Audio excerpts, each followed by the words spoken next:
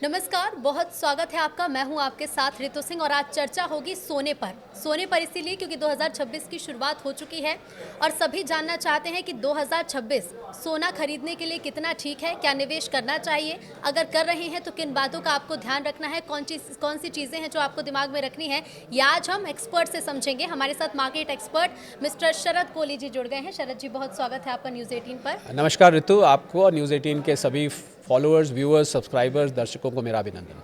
बिल्कुल, तो शरद जी, सबसे पहला सवाल तो यही बनता है कि 2026 क्योंकि शुरू हो चुका है, गोल्ड में निवेश के लिए 2026 कितना सेफ रह सकता है? देखिए, उतार चढ़ाव तो बहुत देखने को मिलेंगे और जो लोग गोल्ड सिल्वर में इंटरेस्ट रखते हैं, अगर गोल्ड की बात हो रही है, पहले गोल्ड की करता हूँ, तो उतार चढ़ाव आपको मिलेंगे। क्योंकि क्या होता है कि गोल्ड को समझने के लिए हमें ये देखना होगा कि गोल्ड में कौन लोग निवेश करते हैं। गोल्ड में दुनिया भर के सेंट्रल बैंक्स निवेश करते हैं जो कि बड़ी मात्रा में गोल्ड खरीदते हैं। और गोल्ड आपको पता ही होगा ज्वेलरी बनाने के काम आता है, तो आप महिलाएं, आपसे बेहतर कौन जानेगा। और एक बड़ी मात्रा ऋतु गोल्ड में डेरिवेटिव होता है। डेरिवेटिव का मतलब इसको बोलते हैं सट्टेबाजी होती है। सट्टेबाजी का अर्थ है, मैं दर्शकों के लिए आसान करके बता देता हूँ कि एक कमोडिटी एक्सचेंज होता है, उसको हम MCX भारत में बोलते हैं, मल्टी कमोडिटी एक्सचेंज। अमेरिका में इसको कॉमेक्स बोलते हैं, कमोडिटी एक्सचेंज। तो इसमें जब आप सोना खरीदते और बेचते हैं तो ऐसे नहीं खरीदा जाता कि आपने मेरे से खरीदा तो मैंने आपको 10 ग्राम सोना दे दिया, मैंने आपको बेचा तो 10 ग्राम आपसे ले लिया, वगैरह वगैरह। ऐसे नहीं चलता है। इसमें सिर्फ पेपर कॉन्ट्रैक्ट खरीदे बेचे जाते हैं। अब जैसे उदाहरण के तौर पर 5 फरवरी को, फरवरी के महीने का कॉन्ट्रैक्ट एक्सपायर हो रहा है। तो मैं क्या करूँगा कि मैं कहूँगा कि मुझे 1 किलो सोना मैंने खरीदा और 1 किलो सोना अब आज के रेट पे जाएँ तो करीब 1,40,00,000 रुपए का है। तो मैं क्या करूँगा कि सिर्फ 20% दे के और 1 किलो सोने का कॉन्ट्रैक्ट ले लूँगा। और जैसे ही वो 5 फरवरी आएगी, अगर वो 1,40 से ऊपर चला गया तो मुझे मेरा मार्जिन प्रॉफिट मिला के वापस मिल जाएगा, और अगर नीचे चला गया तो मेरे मार्जिन में से उतना काट लेंगे और मुझे बाकी वापस दे देंगे। तो ये मैंने इसलिए बताया कि ये जो उतार चढ़ाव इतना होता है, इसका एक कारण ये है कि ये बहुत बड़ी मात्रा में सोना जो है वो पेपर ट्रेडिंग के जरिए, पहले पेपर बोलते थे, आजकल तो वो डीमैट होता है, उसके ज़रिए वो कॉन्ट्रैक्ट किया जाता है। तो इसको ये देखना पड़ेगा कि 2026 में आपको, क्योंकि होता क्या है कि ऋतु, जैसे आप और हम चर्चा कर रहे हैं, जितनी ज़्यादा इसकी चर्चा होती है और सोशल मीडिया पे जितना आपको सोने और चांदी की वो ब्रिक्स थंबनेल्स में दिखाई देती हैं, तो उतना ज़्यादा इसमें लोगों का इंटरेस्ट बढ़ता है। और सेंट्रल बैंक्स तो मैंने आपको बताया पहले ही खरीद रहे हैं। तो आपके सवाल का मैं अब सीधा जवाब दूं तो मुझे सोने का लॉन्ग टर्म ट्रेंड ऊपर को दिखाई देता है। हो सकता है 2026 में बीच में कुछ दिन के लिए ठहर जाए, कुछ दिन के लिए थोड़ी करेक्शन आए, ये भी हो सकता है, पर लॉन्ग टर्म ट्रेंड ऊपर दिखता है। और इसका एक बहुत बड़ा कारण ऋतु मैं और बता दूं कि जो जियोपॉलिटिकल टेंशंस हैं, ये जो दुनिया भर में आपने विश्व युद्ध की बातें बार बार सुनाई दे रही हैं, अलग अलग देशों में युद्ध जैसे युद्ध जैसे हालात बन रहे हैं।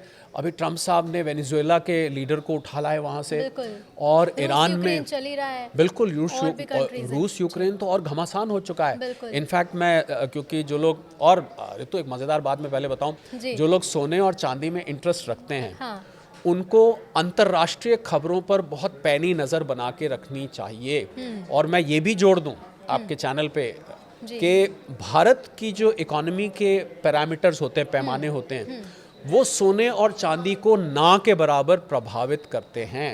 इस बात, ये बहुत इंपॉर्टेंट बात है।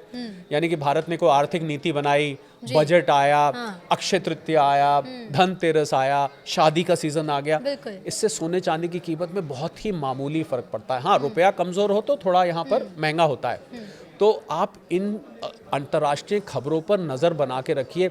अगर वाकई में, मैं सबको आज ये हिदायत देना चाहूँगा, अगर आप सोने के शौकीन हैं और सोने में निवेश के शौकीन हैं, तो आपको अंतर्राष्ट्रीय खबरें आज से ही ट्रैक करनी शुरू कर देनी चाहिए। मैंने इसलिए जिक्र किया कि शायद कम लोग जानते हैं इस बात को कि रशिया के पास एक मिसाइल है, उसका नाम है ऑर्शनिक। और रशिया का एक पड़ोसी देश है, उसका नाम है बेलारूस, उसका बहुत घनिष्ठ मित्र है। उसने अपनी ऑर्शनिक मिसाइल को बेलारूस में, क्योंकि बेलारूस यूरोप के और नज़दीक है, वहाँ पर तैनात कर दिया है। और यूरोप के जो बड़े देश हैं, जिसमें फ्रांस में पेरिस उसका कैपिटल है, यूके का कैपिटल लंदन है, जर्मनी का कैपिटल बर्लिन है, पोलैंड का कैपिटल वॉर्सो है, मैं 4 नाम ले रहा हूँ, और भी देश हैं, उसने इसको निशाना साध दिया है उन देशों की तरफ और ये मिसाइल न्यूक्लियर हेड कैरी करती है।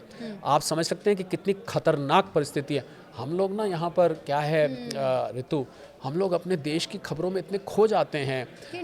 मामलों में ध्यान ही नहीं दे लालू प्रसाद जी क्या कर रहे हैं, तेजस्वी क्या कर रहे हैं, अखिलेश जी क्या कर रहे हैं, हमारे नीतीश बाबू क्या कर रहे हैं, हमारे छत्तीसगढ़ में क्या हो रहा है, एमपी में क्या हो रहा है, राजस्थान में, कि हम अंतर्राष्ट्रीय खबरों को भूल ही जाते हैं, जबकि दुनिया तो बहुत बड़ी है। तो मुझे लग रहा है सोने चांदी के निवेशकों को और ट्रेडर्स को अगर वो अंतर्राष्ट्रीय खबरें नहीं खंगाल रहे तो वो हमेशा ही असमंजस में बने रहेंगे, उनको कुछ नहीं पता लग पाएगा कि क्या खबरों को देखकर वो कैसे समझे। जैसे आप तो मार्केट एक्सपर्ट है तो बता देंगे कि चलिए 2026 कितना सेफ है या फिर सोने में निवेश कितना सेफ है। लोगों ने देखना शुरू भी किया है तो वो उससे कैसे आकलन कैसे करें कि निवेश ठीक है या नहीं? बहुत आसान है ऋतु, बहुत आसान है। जब जब आपको लगे कि ये जियोपॉलिटिकल टेंशन बढ़ रही है, जब आपको लगे एक मिसाइल चली, एक रॉकेट चला, ईरान के लीडर ने ये स्टेटमेंट दिया, पुतिन साहब ने कहा मैं छोड़ूंगा नहीं, ट्रम्प साहब ने कहा कि अब तो मैं लेकर रहूंगा ग्रीनलैंड को, तो जब जब आपको इस प्रकार की स्टेटमेंट सुनाई दें, समझ लीजिए सोना खुश हो रहा है। खुश हो रहे का मतलब है कि समझ लीजिए कि सोना ऊपर जा रहा है। तो कुल मिला के अगर दूसरी भाषा में कहे तो जब जब जियोपॉलिटिकल टेंशन बढ़ेगी, सोना और चांदी आपको ऊपर जाते हुए दिखाई देंगे। तो एक तो दर्शक इस बात का ट्रैक रख सकते हैं, एक और वो ट्रैक रख सकते हैं, डॉलर को भारतीय रुपए के खिलाफ नहीं, पर बाकी 4 करेंसीज का मैं नाम ले रहा हूँ, Swiss franc, euro, Japanese yen और ब्रिटिश पाउंड। इन 4 करेंसीज के खिलाफ अगर आपको डॉलर कमजोर होता दिखाई दे, समझ लीजिए सोना रॉकेट होने के लिए तैयार है। तो ये दर्शकों को नोट कर लेना चाहिए कि भारतीय करेंसी के अलावा जो 4 आपने नाम बताया, अगर इनके खिलाफ डॉलर जा रहा है तो कमजोर हो रहा है। और पिछले 1 साल में ऋतु मैं बताऊंगा, पिछले 1 साल में 50 साल में सबसे ज्यादा गिरावट इन 4 करेंसीज के खिलाफ आई है। रुपए के मुकाबले तो 90 से ऊपर चल रहा है। मुझे लगता है कि कोई दर्शक ध्यान भी नहीं देते होंगे कि दुनिया में क्या चल रहा है और हम सोने में अगर निवेश करें तो हमें किन चीजों पर ध्यान देना है। बहुत काम की चीज है। यही बताना। और एक खबर और पर नजर रखें, अगर कहीं से रख सका, मुझे लगता है न्यूज़ 18 से बढ़िया कोई प्लेटफॉर्म नहीं है जो आपको ये बताएगा। आप ये ध्यान रखिए कि सेंट्रल बैंक्स दुनिया के, सेंट्रल बैंक कहते हैं जैसे भारत में रिजर्व बैंक है, अमेरिका में फेडरल रिजर्व है, इंग्लैंड में बैंक ऑफ इंग्लैंड है, अगर ये सेंट्रल बैंक्स कभी भी अपने सोने के भंडार बेचने शुरू करते हैं तो आपको एक निवेशक के तौर पे उसमें से पतली गली में से बाहर निकल जाना चाहिए। आपको बेच के एक तरफ हो जाना चाहिए, क्योंकि ये बहुत बड़ी मात्रा में बेचेंगे और एकदम प्राइस करेक्शन आ सकता है। तो मैंने देखिए आपको 3-4 ऐसे पैमाने बता दिए हैं। अगर आप न्यूज़ खंगाल के या न्यूज़ 18 के जरिए अगर आप ये निकाल लें तो आप हमारा सिर्फ ये पॉडकास्ट देख लीजिए, आप समझ जाएंगे कि गोल्ड में निवेश कितना सेफ है। अच्छा, भारतीय बाजार की अगर हम बात करें, क्योंकि खरमास खत्म होने वाला है, शादी का सीजन शुरू होगा। हालांकि जिनकी शादी होने वाली उन्होंने तो गोल्ड खरीद लिया होगा, लेकिन उसके बाद हम देखते हैं कि शादी का सीजन शुरू हो जाता है तो गहने खरीदने वाले लोगों की संख्या बढ़ जाती है। सब अपनी बच्ची को गहने देना चाहते हैं, गोल्ड में निवेश भी करते हैं। और आजकल तो लोग, महिलाएं खासतौर पर जो हमें देख रही होंगी, वो तो ये समझ रही होंगी कि महिलाओं के लिए निवेश मतलब है गहने खरीद लो कि उनको पहन भी लो और उसके बाद जब रेट बढ़ेंगे तो उसके भी बढ़ जाएंगे। इसका बाजार पर कितना असर पड़ता है? जब शादी का सीजन आ जाता है तो बाजार में तेजी आएगी क्योंकि रेट भी बढ़ रहे हैं, या फिर रेट बढ़ रहे हैं तो इस बार बाजार थोड़ा सा कमजोर नजर आएगा भारतीय बाजार? कुछ 100 रुपए का फर्क पड़ता है भारत में शादी के सीजन से। और शादी वालों को तो मैं सलाह दूंगा, अब तो बड़े बड़े ज्वेलरी ब्रांड जो हैं उन्होंने ऋतु लो कैरेटेज ज्वेलरी निकाल दी है। आप 22 कैरेट का मत लीजिए, आप 18 का ले लीजिए, 9 का ले लीजिए, आप 14 कैरेट का ले लीजिए, आप उससे ले सकते हैं। ज्वेलरी में निवेश नहीं करना चाहिए, क्योंकि ज्वेलरी को आप निवेश करेंगे तो आपका मेकिंग चार्जेस कट जाएगा और आपकी उसमें इम्प्योरिटी, जिसको गांव की भाषा में खोट कहते हैं, वो खोट निकाल दी जाती है, तो उससे आपका रिटर्न उसमें कम हो जाता है। तो अगर आपको गोल्ड लेना है निवेश के लिए तो आप बिस्किट्स ले सकते हैं, कॉइन्स ले सकते हैं। और सबसे अच्छा तरीका तो ऋतु ETF है। तो जहाँ तक आपने शादी की बात करी, मुझे लग रहा है आप शादी जो लोग कर रहे हैं उनको समझ में आ गया है कि भैया अगर किसी ने अपनी बेटी को मान लीजिए 5 तोले देना था, 50 ग्राम देना था, अब वो बेचारे 10 ग्राम ही मुश्किल से खरीद पा रहे हैं या 20 ग्राम खरीद पा रहे हैं। तो कोई बात नहीं, मुझे लग रहा है, देखिए तो आप ये बात मानेंगे, आप महिलाएं, आप इस बात से उसको समझ सकती हैं। आप जब शादी में पहन के जाते हैं और रील बनानी होती है, फोटो खिंचवानी होती है, थोड़ी ना कोई पूछता है ये मैडम जरा बताइए कितने कैरेट का आपने पहना हुआ है, ऐसे कौन पूछता है। आपने उस टाइम सजा और आपने उसको फोटो वोटो खिंचवाई, रील खिंचवाई, तो आप गहने को लो कैरेटेज का हालांकि रखिए। देखिए गहने का मुझे भी बड़ा शौक है, लेकिन अब मुझे लग रहा है इस पॉडकास्ट के बाद कि गहने से अच्छा है कि गोल्ड बार मैं खरीदूं। अच्छा, बिल्कुल। डिजिटल गोल्ड, फिजिकल गोल्ड कितना अलग होता है? मतलब इसमें कैसे लोग डिफरेंस समझे कि निवेश कहाँ पर करना ठीक है? मुझे लग रहा है सबसे अच्छा निवेश का जो इस समय सोने में एरिया है वो ETF है, हाँ, एक्सचेंज ट्रेडेड फंड। हाँ। ये एक म्यूचुअल फंड की तरह होता है, ठीक है। और इसमें एसेट मैनेजमेंट कंपनी आपके लिए सब लोगों का कंट्रीब्यूशन लेके आपके लिए गोल्ड खरीदती है। और सबसे अच्छी बात इसमें यह है कि जितना आप निवेश कर रहे हैं ऋतु इसमें, उतने का भंडार इनको अपने वेयर हाउस में रखना पड़ता है। यानी कि हवा आपने हवाई जो नहीं है, खरीदा है वो कहीं है। कहीं है, हवा हाँ। हवाई नहीं है। और इसमें आप छोटी मात्रा में भी ले सकते हैं। और अच्छी बात यह है कि ये शेयर मार्केट में ट्रेड होता है, तो आप कभी भी इसमें से निकल सकते हैं। और अब तो T+0 है। T+0 का मतलब होता है, T+1 का मतलब होता है कि आपने आज बेचा, हाँ। कल पैसे आपके बैंक अकाउंट में आ जाएंगे।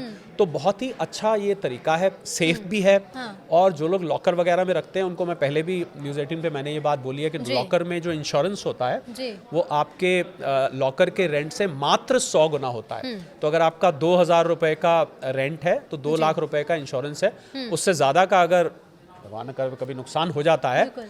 तो आपको वो पैसा नहीं मिलेगा। तो ETF और डिजिटल गोल्ड की आपने बात करी, डिजिटल गोल्ड मान्य नहीं है। अगर कोई प्लेटफॉर्म कर रहा है तो अपने रिस्क पे कर रहा है। सेबी ने इस पर वार्निंग दी है कि हमारा कोई कंट्रोल नहीं है, कल को किसी के पैसे डूब गए, हमारा दरवाज़ा मत खटखटाना कि भैया मैंने तो डिजिटल गोल्ड में किया था। हाँ। ETF is the safest way. अगर आपके पास रखने की इंतज़ाम है, सेफ जगह है, तो आप कॉइन्स या बार्स भी ले सकते हैं। अच्छा, जो निवेश करते हैं, जो नए लोग हैं, पहले से कुछ लोगों को शायद ये आइडिया होगा भी, लेकिन निवेश कितने सालों तक के लिए करना चाहिए? क्योंकि मैं अगर 2020 की बात करूं, सोने के जो दाम थे 40,000 के आसपास थे प्रति जी, 10 ग्राम। जी। 2025 में हम डबल छोड़िए 1 लाख के पार पहुंच गए। जी। 26 से अगर 30 की बात करें तो इन 5 सालों में भी काफ़ी बदलाव देखने को मिलेगा और जो चढ़ाव भी होगा, यानी कि कीमतें बढ़ेंगी। तो कितने साल के लिए निवेश गोल्ड में करना चाहिए? देखिए, पहले तो हम ये बोलते थे कि गोल्ड में आप लंबे वक्त के लिए निवेश करें। हालांकि मैं यहाँ पर एक आपकी इजाज़त से डिस्क्लेमर देना चाहूँगा कि अगर आप निवेश कर रहे हैं इस पॉडकास्ट के आधार पर, तो अपने इन्वेस्टमेंट और फाइनेंशियल एडवाइजर से सलाह लेके निवेश करिए। हम लोग ये कोई बहुत निवेश ज़रूरी। की सलाह नहीं है, ये एक विश्लेषण है सारे फैक्टर्स का। तो पहले तो हम बहुत लंबे वक्त का ऋतु बोलते थे कि 5 साल 10 साल के रखिए। अब मैंने तो 2 साल और 5 साल के लिए भी आप रखेंगे तो आपको ये बहुत अच्छा रिटर्न देगा, क्योंकि अंतर्राष्ट्रीय परिस्थिति, ये जो मैंने शुरू में 3-4 फैक्टर बताए, ये इस प्रकार की बन रही। और मैंने तो ऋतु एक नई चीज़ इजाद की है। हाँ। उसका नाम है TMI। आप गेस भी नहीं कर सकते कि वो क्या चीज़ क्या है। हो सकता है? Trump mood index. ये आप अगर ECG का ग्राफ भी प्लॉट करेंगे ना, तो आप ECG का ग्राफ देखिए, ऐसे ऐसे ऐसे ऐसे ऐसे होता है। हाँ। पर ट्रम्प मूड इंडेक्स इससे भी ज़्यादा वॉलेटाइल होती है। ट्रम्प साहब का सुबह पता नहीं क्या करते हैं, अगले दिन सुबह कुछ और बयान दे देते हैं, बिल्कुल। दोपहर को कुछ और कर देते हैं। तो ट्रम्प साहब जिस तरीके से निर्णय ले रहे हैं, मुझे लग रहा है गोल्ड और सिल्वर के लिए, तो देखिए तो मैं ये बात कहना चाहूँगा, जिन लोगों ने गोल्ड और सिल्वर में पैसा कमाया है पिछले 1 साल में, बहुत कमाया है। बहुत कमाया है, हाँ। उन लोगों को ट्रम्प साहब को एक धन्यवाद तो बनता है। बाकी मैं उन्होंने तो जो ये भी किया मानती हूँ है, शरद जी, कि लोग सुबह उठे सबसे पहले न्यूज़ 18 लगाकर देख ले कि ट्रम्प साहब का आज मूड क्या है, कल उन्होंने क्या बिल्कुल। किया है, और फिर गोल्ड में और मैं तो सिल्वर में कहूंगा आप निवेश एक करने लगे। TMI बना दीजिए, जो मैंने निजात की है, ट्रम्प मूड इंडेक्स। इस इंडेक्स में मैं बड़ा बड़ा कुछ रखता हूँ, उनकी टैरिफ की अनाउंसमेंट्स, उनकी दूसरे ग्रीनलैंड लेने की अनाउंसमेंट, उनकी कभी टेढ़ी नज़र क्यूबा पे, मेक्सिको पे, कोलंबिया पे हो जाती है, कभी ईरान को धमकी देते हैं, कभी भारत के लिए कहते हैं मोदी जी ने मुझे फ़ोन क्यों नहीं किया, वगैरह वगैरह। तो ये मूड इंडेक्स जो है बड़े काम की है, और ये भी आपको सोने चांदी की कीमतों को एनालाइज करने में मदद करेगी। अच्छा, कुछ अच्छा हो जाता है तो बोलते हैं ना कि अरे उस व्यक्ति की तो चांदी हो गई, लेकिन इस वक्त चांदी की भी खूब चांदी हुई पड़ी है। हम देख रहे हैं कि चांदी की कीमतें भी सोने जैसे तेज़ी से बढ़ रही हैं। तो क्या चांदी का इतनी ज़्यादा कीमत बढ़ने के पीछे का कारण क्या है? मतलब अभी तक तो चांदी लोग यही देखते हैं कि चलो गहने बनवा लिए, इससे ज़्यादा चांदी के सिक्के खरीद लिए, चांदी निवेश के लिए खरीद ली कि भविष्य में कुछ बनवाएंगे तो ले लेंगे, लेकिन चांदी की असली खपत होती कहाँ है? इतनी महंगी जो चांदी हो रही है उसके पीछे का क्या कारण है? देखिए, पहले तो सोने और चांदी को मैंने कुछ प्लेटफॉर्म पे भाई बहन बोला, हाँ। कि भाई चलता है आगे, पीछे पीछे बहन भी चलती हैं, जी। और वो सोने को पुलिंग बोलते हैं, वो स्त्रीलिंग है, बोलते हैं सोना गया चांदी गई। हाँ। तो मैं तो भाई बहन मानता था, पहले एक साथ चलते थे, कभी वो आगे कभी ये आगे। अब कुछ दिन से इनकी राह थोड़ी अलग हो चली है।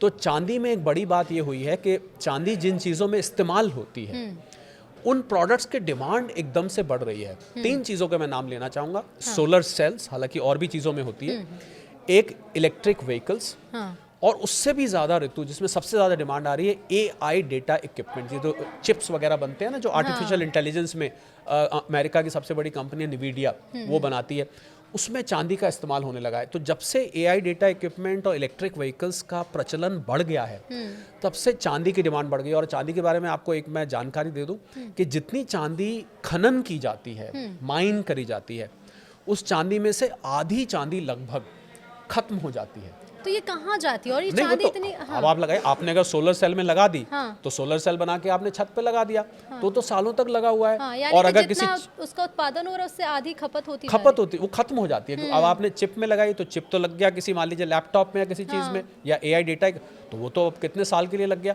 वो चांदी समाप्त हो जाती है। तो बची हुई जो 50% चांदी है, उसी में निवेश होता है। और चांदी के बारे में मैं ऋतु एक बात और, जो मैंने शुरू में स्पेकुलेटिव और डेरिवेटिव की बात की थी, 1 किलो चांदी के पीछे, ध्यान दीजिएगा इस बात पे, बहुत बड़ी बात है ये, 1 किलो चांदी के पीछे 356 गुना उसमें सट्टेबाजी होती है। यानी कि चांदी असल में 1 किलो है, तो उसके जो स्पेकुलेटिव कॉन्ट्रैक्ट्स है वो 356 गुना होते हैं। इसीलिए चांदी में आपको इतना ज़्यादा उतार चढ़ाव दिखता है। तो चांदी में सोने से ये फ़र्क है कि वो एक तो कंजम्पशन के लिए यूज़ होती है, और उसके हाल में ऋतु क्या हुआ है, शॉर्टेज महसूस हो रही है। ये जो कंपनियां हैं, AI डेटा इक्विपमेंट की कंपनी है, इलेक्ट्रिक व्हीकल्स की कंपनी है, ट्रम्प साहब भी इसको लेके बहुत परेशान हैं। अच्छा। उन्होंने वेनेजुएला में सोने चांदी के रिजर्व्स भी हैं, तेल के अलावा। तेल के पीछे उन्होंने वहाँ के मडूरो साहब को, आपको पता ही है सारा किस्सा, वो सोने चांदी के रिजर्व्स पर भी उनकी नज़र है। और चाइना ने क्या किया है कि चांदी को जो 17 रेयर अर्थ मिनरल्स होते हैं, इसको 18वां बना दिया है। हाँ। और ऐसा पता लगा है कि चांदी को चाइना दबा के बैठ गया है। उसको पता है कि ये ऐसी चीज़ है जो कल को नहीं मिली तो इनकी टेस्ला, इनकी निवीडिया, हाँ, इनकी ये कंपनियों को दिक्कत हो जाएगी। तो ये चांदी का खेल जो है वो थोड़ा सा अब सोने से अलग हो चला है। परंतु मैं ये बात कहना चाहूँगा, भले ही चांदी ने पिछले साल सोने से डबल से भी ज़्यादा रिटर्न दिया है, फिर भी मैं मानता हूँ कि सोना ज़्यादा सॉलिड है, सोना ज़्यादा ठोस है, और सोना ज़्यादा रोबस्ट है, और सोना आपको इतना ज़्यादा वॉलेटाइल नहीं दिखेगा। चांदी जो है बिल्कुल बहुत उतार चढ़ाव भरी दिखती है, क्योंकि उसमें सट्टेबाजी पहले से ज़्यादा होने लगी। तो चांदी में कितना सेफ है? सोना ज़्यादा आप बता रहे हैं बेहतर है फिर निवेश के लिए, चांदी में निवेश करना कितना सेफ है? और क्या ध्यान में चीज़ें रखनी चाहिए कि अगर चांदी खरीद रहे हैं या फिर निवेश के पर्पज से खरीद रहे हैं, तो कौन सी चीज़ों को ध्यान में रखना? देखिए, पहली बात तो चांदी में भी ETF ही माध्यम बेस्ट है, क्योंकि अच्छा। चांदी का तो अगर आप फिजिकल फॉर्म रखेंगे तो आप 10 किलो अगर चांदी लेंगे तो आपको एक कमरे से दूसरे कमरे में उठा के रखना ही मुश्किल हो जाएगा, तो इतनी भारी हो जाएगी। तो ETFs ही बेस्ट हैं। और देखिए, वैसे तो निवेश की सलाह, जैसा मैंने कहा, कि आप अपने इन्वेस्टमेंट और फाइनेंशियल एडवाइजर से पूछ के लें। परंतु अगर कोई पोर्टफोलियो बना रहा है तो उसमें अभी भी मुझे लगता है 60-70% गोल्ड रखना चाहिए, और 30-40% से ज़्यादा चांदी नहीं रखनी चाहिए, क्योंकि चांदी थोड़ा रिस्की ज़्यादा है। और क्योंकि इसमें सट्टेबाजी ज़्यादा है, तो एक हम शब्द इस्तेमाल करते हैं ऋतु, आपने भी सुना होगा, कि बबल बन जाता है। हाँ। तो थोड़ा सा बबल चांदी में ज़्यादा है। और बाकी तो देखिए आगे मैं ये भी मानता हूँ ऋतु, ये सारी बात कहते हुए, हाँ। हम हालांकि बहुत डिटेल में पॉडकास्ट कर रहे हैं कि अंतर्राष्ट्रीय परिस्थितियां इस प्रकार से बदल रही हैं और इतनी रफ्तार से बदल रही हैं कि हम कुछ भी बात अभी कंफर्म तरीके से अगर कहते हैं तो वो हफ्ते 10 दिन बाद एकदम परिस्थिति बदल जाती है। तो इसलिए ये दर्शकों से मैं बहुत विनम्र निवेदन करूंगा कि हमने जितनी भी बात बोली है उसको आप अभी तो जहन में बसा लें, पर आप इन खबरों पर नजर रखें। हो सकता है जो मैंने बात बोली उसमें से परिस्थिति एकदम कुछ बदल जाए, और अगर मूड या फिर ठीक हाँ, वो TMI, वो जो ट्रम्प मूड इंडेक्स है, अगर वो मूड इंडेक्स ऊपर नीचे गई तो फिर ये परिस्थिति बदल सकती है। तो इसलिए आप सोच समझ के करें। और एक बात और मैं जो मैं कहना चाहूंगा कि लोगों ने, मैंने सुना ऋतु, लोगों ने अपनी प्रॉपर्टी बेच के, हाँ, लोगों ने शेयर मार्केट में अपने शेयर्स बेच के, लोगों ने अपनी FDयां तोड़वा के सोने चांदी में पैसा लगा दिया। हाँ। ऐसा नहीं करना चाहिए। हाँ। एक इन्वेस्टमेंट की दुनिया में कहावत होती है, never put all eggs in the same basket. अपने सारे पैसे को एक ही जगह नहीं रखना चाहिए, फैला के रखना चाहिए। हाँ। भले ही आपको चांदी ने 170% रिटर्न दिया है। गोल्ड का हिस्सा कितना होना चाहिए? मतलब आपके पोर्टफोलियो में गोल्ड और सिल्वर इन्वेस्टमेंट का कितना हिस्सा? मुझे लगता है कि टोटल इन्वेस्टमेंट पोर्टफोलियो किसी का है, हाँ, तो उसमें 20-25% से ज़्यादा चांदी सोना नहीं रखना चाहिए। भले ही इस टाइम वो नंबर 1 हीरो है और हीरोइन है, पर तब भी इससे ज़्यादा आपको नहीं रखना चाहिए। आपको अपनी इन्वेस्टमेंट्स को ऋतु फैला के रखना चाहिए। कुछ म्यूचुअल फंड में, कुछ अच्छा शेयर्स शरद जी, में। बिल्कुल ये सारी पोर्टफोलियो मैनेज करने की तो चीज़ें हैं ही, लेकिन एक चीज़ ये भी कि 5 वो बातें या 2 या 3 वो बातें जो गोल्ड इन्वेस्टमेंट में ध्यान में रखनी, जल्दी से वो भी बता दीजिए। पहली बात तो आप भाव आवेश में ना आए, हाँ। पहली बात। दूसरी बात, लंबे वक्त के लिए रखें। तीसरी बात, जब जब इसमें करेक्शन आए तो थोड़ा थोड़ा करके लें, सारा पैसा एक साथ ना लगाएं। और अगर आप लंबे वक्त के लिए ले रहे हैं, आखिरी बात, तो रोज रोज इसका रेट आप देखेंगे ना, तो क्या होगा, आपका मन करेगा आज प्रॉफिट बुक करके और कुछ पार्टी वार्टी कराएं, कहीं घूम फिर आएं, अब तो प्रॉफिट हो गया। ये काम अगर आप करेंगे, प्रॉफिट तो मिल जाएगा आपको क्योंकि ऊपर जा रहा है, पर आप बड़े प्रॉफिट से बिल्कुल अपने आप को महरूम कर लेंगे, बड़े प्रॉफिट से आप अपने आप को डिप्राइव कर लेंगे। तो जरूरी आपको कि नहीं। इन्वेस्टमेंट करिए, थोड़े समय के लिए भूल जाइए उसे। लंबे वक्त के लिए इसको रखिए, बीच बीच में रेट चेक करिए, न्यूज़ 18 देखते रहिए, आपको रेट तो बिल्कुल। वैसे ही पता लगते रहते हैं। जी। बिल्कुल बिल्कुल शरद जी, बहुत शुक्रिया आपका Thank इस you so पॉडकास्ट much. में हिस्सा Thank you लेने so के लिए। तो उम्मीद है कि सोने चांदी से जुड़े हुए जितने सवाल होंगे इस पॉडकास्ट में आपको उन सभी के उत्तर मिल गए होंगे। नमस्कार।